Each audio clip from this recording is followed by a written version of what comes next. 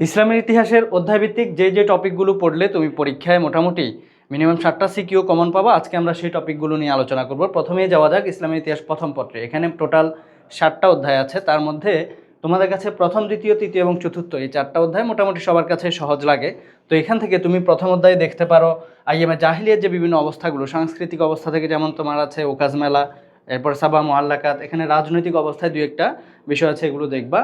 পাশাপাশি এখানে সভ্যতার মধ্যে তুমি মিশরীয় সভ্যতার যে অবদান, সুমেরীয় সভ্যতা এবং তোমার হচ্ছে গিয়ে গ্রিক সভ্যতার মধ্যে যে দুইটা নগর রাষ্ট্র আছে, বিশেষ করে স্পার্টা এবং অ্যাথেন্স, এই দুইটা একটু ভালো করে দেখবা।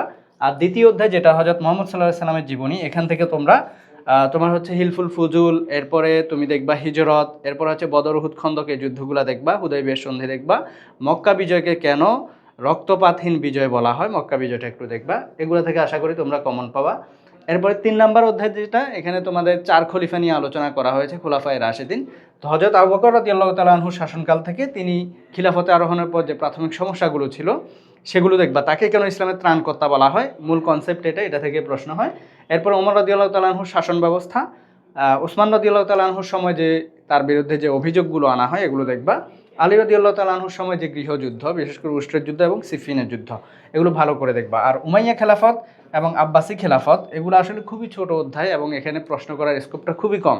তোমরা চাইলে এগুলো খুব সহজে আয়ত্ত করতে পারো। বিশেষ করে এই চতুর্থ অধ্যায় থেকে তোমরা উমাইয়া খেলাফতের এখানে যে খলিফা আব্দুল মালিকের যে শাসন সংস্কার, বিশেষ করে আরবীয়করণের ক্ষেত্রে তার যে ভূমিকা সেটা দেখবা, এবং ওয়ালিদ বিন আব্দুল মালিক তিনি কিভাবে সাম্রাজ্য সম্প্রসারণ করেছিলেন সেটা। আর হচ্ছে এখানে তুমি উমর বিন আব্দুল আজিজ, খুবই খুবই গুরুত্বপূর্ণ, যিনি যাকে ইসলামের পঞ্চম খলিফা বলা হয়, তার শাসন সংস্কারটা দেখলেই হবে।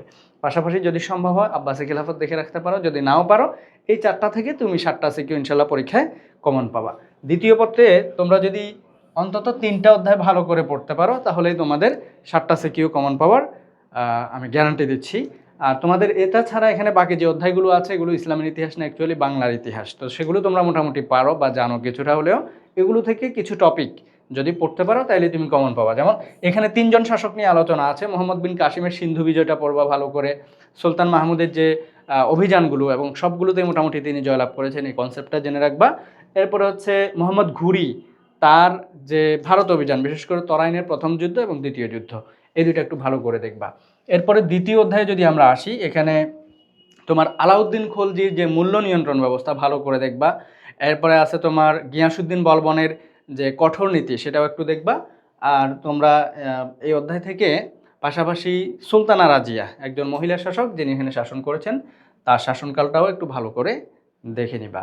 তৃতীয় অধ্যায়ে আসো, এটা হচ্ছে মুঘল শাসন নিয়ে যে অধ্যায়টা, এখানে তোমরা সম্রাট বাবরের পানিপথের প্রথম যুদ্ধটা দেখবা। এরপরে সম্রাট আকবর থেকে তার যে ধর্মনীতি দিন ইলাহি, এটা থেকে প্রায় সময় প্রশ্ন হয়, প্লাস হচ্ছে তার শাসন সংস্কার। এরপরে সম্রাট জাহাঙ্গীরের শাসনকালে যে নূরজাহানের প্রভাব তার স্ত্রীর, এবং সম্রাট শাহজাহানের ক্ষেত্রে তার যে স্থাপত্য কীর্তি, এগুলো ভালো করে দেখলে ইনশাল্লাহ তোমরা এই 3টা অধ্যায় থেকে পরীক্ষায় প্রশ্ন কমন পাবা। তো সবাই ভালো থাকো, আল্লাহ হাফেজ, আসসালামু আলাইকুম।